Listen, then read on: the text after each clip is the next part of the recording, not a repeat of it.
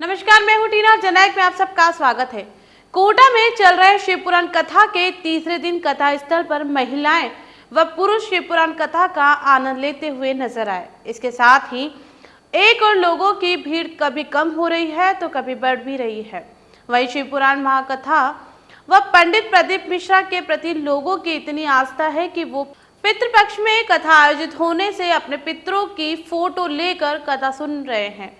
वही जननायक ने सोमवार को शिव पुराण सुनने पहुंचे लोगों का हुजूम लेकिन व्यवस्थाओं का टोटा खबर का प्रकाशन किया था, जिसके बाद आयोजन समिति ने कमान अपने हाथों में लेकर पुलिस प्रशासन को बाहर ही नियुक्त करने का आदेश दे दिया है। जिसके बाद पंडाल में ना ही मीडिया कर्मियों के बैठने का स्थान बचा था और ना ही पंडित मिश्रा का मंच बचा था।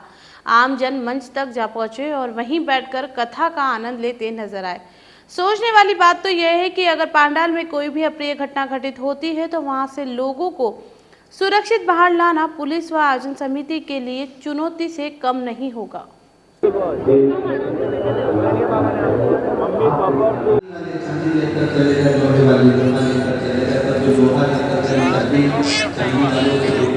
नगर में सूचना करूंगा, जिनके पास लोहा गया है वो लोहा लेकर मेरे पास आना। मेरे पास एक पारस मणि रखी है, उस पारस मणि से मैं लोहे को छूंगा तो वो सोना बन जाएगा। जिनके पास लोहा होता है वो लोहे को लेकर मेरे पास आना। पारस मणि मेरे पास है, उस पारस मणि को मैं लोहे से छूंगा।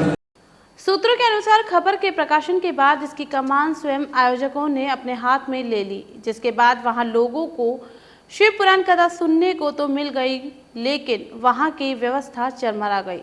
दरअसल लोगों को कथा सुनने से ज्यादा पंडित मिश्रा को देखना ज्यादा रास आ रहा है, क्योंकि जो लोग सिर्फ कथा सुनने पहुंचे हैं वो वीआईपी एंट्री करने की जगह बाहर खुले में बने स्थानों पर एलसीडी के माध्यम से कथा का आनंद ले रहे हैं। यह जो हाल हम आपको अपने चैनल पर दिखा रहे हैं, यह हमारा आंखों देखा हाल है जो हम आपसे साझा कर रहे हैं। हालांकि कुछ सुधार आयोजनों समिति द्वारा किया गया है। कल जिस स्थान से लोगों को हाथ पकड़कर चढ़ाया जा रहा था वो स्थान को जाली लगाकर अब बंद कर दिया है। वहीं हमने कथा सुनने आए श्रोताओं से बात की तो उनका कहना है कि जो पास सिस्टम रखा गया है वो गलत है। या तो सिर्फ एक ही पास बनाया जाता जिसे खंडों में नहीं बांटा गया होता। इसके साथ ही सीनियर सिटीजन व विकलांगों के लिए अलग व्यवस्था करनी चाहिए थी। सीनियर सिटीजन का कोई मेरे को है ना वो नहीं मिल रहा है कि मैं है ना आराम से जा सकूं, बैठ सकूं। धक्के लगते हैं और फिर बाहर निकल जाती हूँ, फिर आती हूँ, फिर धक्के लगते हैं बाहर। कोई सपोर्ट है आपके पास? अब मेरे पास अब ये किसका है ये देखिए। ये जनरल पास है मैडम? तो जनरल है पर सीनियर सिटीजन तो हूँ ना मैं, तो उसका तो क्या व्यवस्था होनी चाहिए थी आपके हिसाब से? मेरे को आराम से जाके कहीं भी है ना व्यवस्थित जगह पे चेयर रख रखी है वहाँ बिठाया जाता है। ये तो नहीं है सबके साथ में है ना जैसे घोड़ा हाथी सबको एक तरफ से ही हाँक रहे हैं, इस तरह से हम लोगों को 5 लाख नहीं लाते पर है ना जहाँ खाली है वहाँ बिठाना चाहिए और मतलब आराम से ये तो देखना चाहिए कि कौन किस स्थिति में, किसी का पैर नहीं चल रहा है, किसी का कोई घसीट कर चल रहा है तो भी कोई सपोर्ट नहीं है। वही आयोजन समिति कर्मियों से जब हमने अव्यवस्थाओं का कारण जाना तो उन्होंने कहा कि लोगों का हुजूम इतना है कि हर व्यक्ति को पंडाल में बिठाना संभव ही नहीं है। लोग जल्दी आकर अपनी जगह बना सकते हैं। इसके साथ ही जो पास वितरित हुए हैं उनके लिए अलग अलग खंड बनाए गए हैं और उन्हीं खंडों से उन्हें प्रवेश दिया जा रहा है। मैनेजमेंट अपनी जगह हर तरफ से संभव प्रयास कर रहा है, लेकिन पब्लिक है कि हम वीआईपी, जबकि हमारे पंडित जी प्रदीप मिश्रा जी भी ये कह चुके हैं पहले आओ पहले पाओ। जैसे फ्री पब्लिक और 8 बजे से लेकर 9 बजे तक आके बैठ जाती है, लेकिन वो कोई नहीं मान रहा। सब ये कह रहे हैं कि नहीं हम वीआईपी हैं, हम फलाने के आदमी, हम फलाने के आदमी।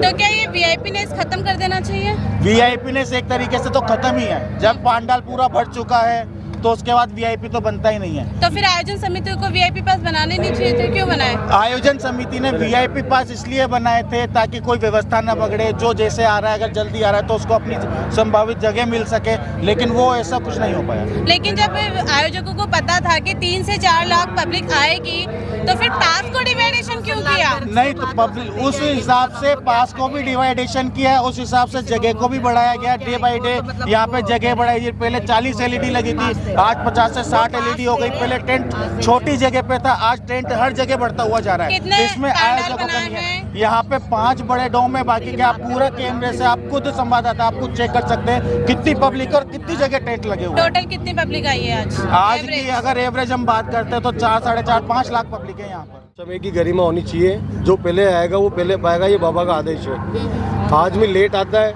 उसके बाद जो कमेटी की है उन पे थोड़ा सा कहने का अलग सा होता है कि हम उसके आदमी ऐसे करके हम जब समझाते हैं उस चीज़ को कि भाई आप सिस्टम की तरह चलो, बस व्यवस्था मत फैलाओ, फिर भी पब्लिक कहती नहीं हमें अंदर जाना। अंदर जाने के बावजूद बाहर आके पब्लिक इसी चीज़ को कहती है कि हमें जगह नहीं मिली। तो पहले आएगा पहले पाएगा, वही तो आदमी प्रसाद ले पाएगा। एक बात बताइए, जो खंड बताया है उसका उद्देश्य क्या है?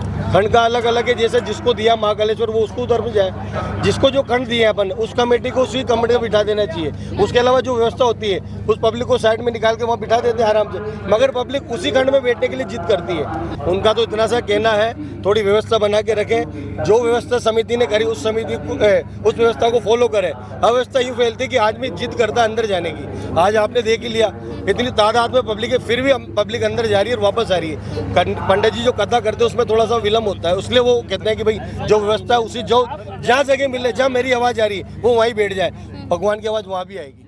वहीं जयपुर से आई महिला ने बताया कि मेरा नाती चल नहीं सकता था, लेकिन जब उन्होंने पंडित मिश्रा द्वारा बताए गए उपायों को किया तो उनका पेटा चलने लगा था। मैं तो जयपुर से आई, मेरा दो था जयपुर में सिक्कर है। हाँ। और 14 साल होगी जब मैं कुछ बोलनी भी नहीं आई, पगा भी नहीं चला। और अब पुष्कर जी में गया ने जब पगा चलिया 15 दिन बाद में, फिर 15 दिन चले फिर बंद हो गया। बुखार हुई, बुखार से बंद हो गया, अब नहीं चल रहा। फिर महाराज जी को दोबारा बताना चाह रहे हैं कि भाई किस वजह से ये बच्चा नहीं चल रहा। 15 दिन चला, अब क्यों नहीं चल रहा? बस महाराज जी से ये पहले 15 दिन किस वजह से चला था? महाराज जी से मिले थे, महाराज जी का आशीर्वाद से चला। अच्छा, कुछ उपाय बताए थे महाराज जी ने? हाँ, उपाय में लिखे क्या बताए थे? और सुमति महाराज के व्रत बताए थे। अच्छा। और वो शिवलिंग पे कोई जो भी करते हैं महाराज ने वो उपाय बताए, वो सारे किए, उससे वो चलने लगा। अब वो 15 दिन से फिर से नहीं चल रहा। तो आप मेरे साथ देख रहे थे जननायक, देखते रहिए जननायक और पढ़ते रहिए जननायक। और अभी तक आपने हमारा चैनल सब्सक्राइब नहीं किया है तो कर ले, ताकि आने वाली हर खबर आप तक सबसे पहले पहुंच जाए। नमस्कार।